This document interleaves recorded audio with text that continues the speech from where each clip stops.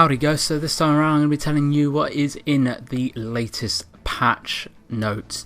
So I was going to do this when it actually dropped a couple of days ago, however I've been away for a little while, so I'm doing it now. So I'm going to keep this video as short and sweet, but to the point as I can. So starting off, adjusted various missions markers and GPS pathfinding, so you should be able to find missions a lot easier now.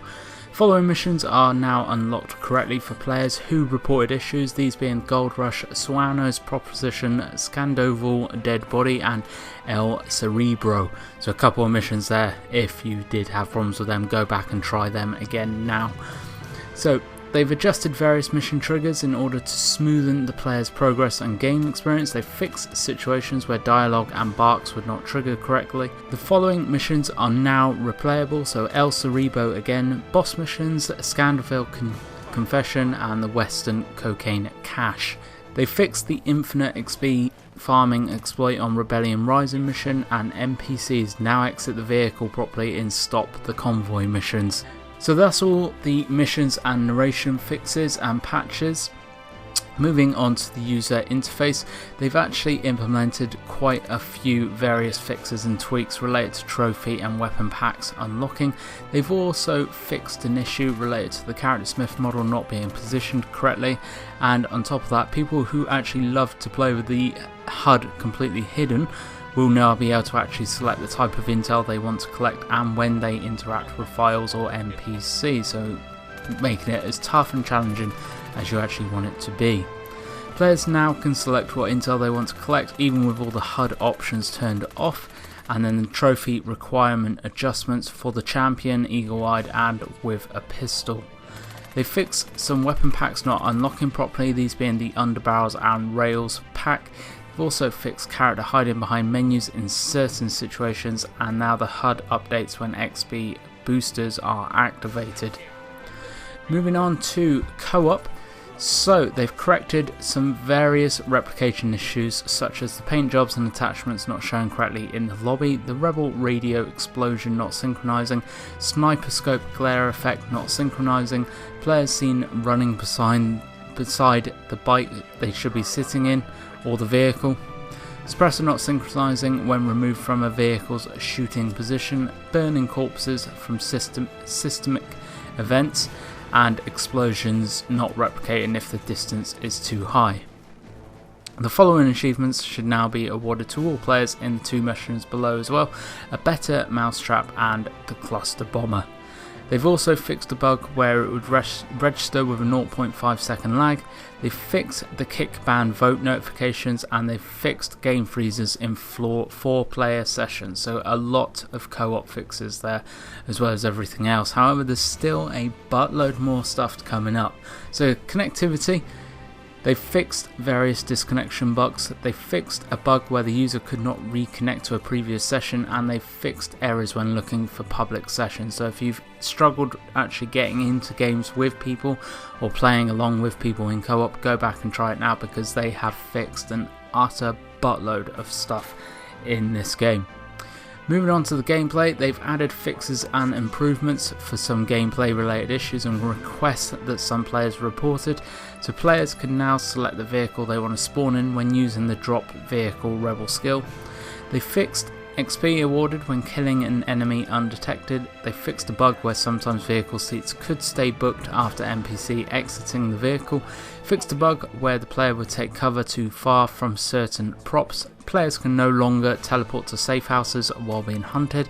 The medical helicopter will now spawn correctly in the tobacco area side mission.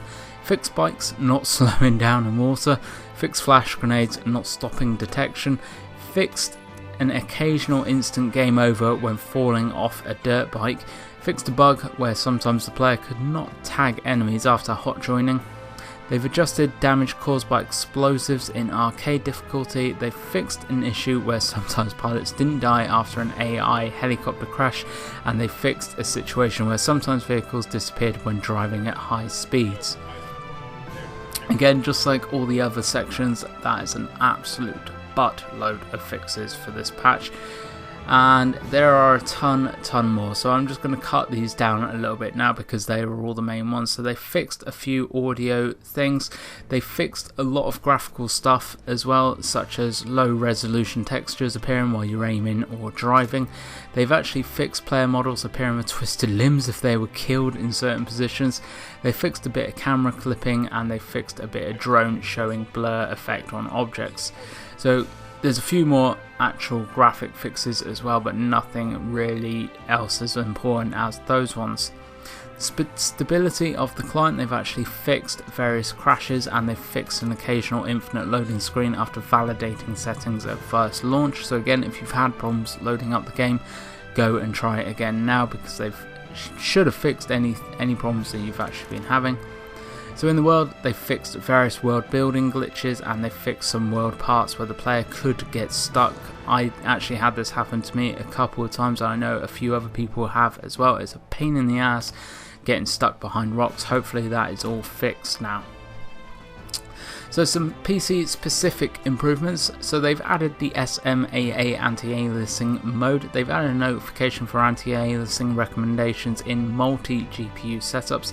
They've addressed a series of issues causing flickering in multi-GPU setups, and they've fixed an issue with the HUD scaling in 4-monitor multi-display setups. So they've added a few more things in the PC specific improvements as well, and these are adding support to certain key bindings and adding a notification if video drivers are out of date, that kind of stuff there.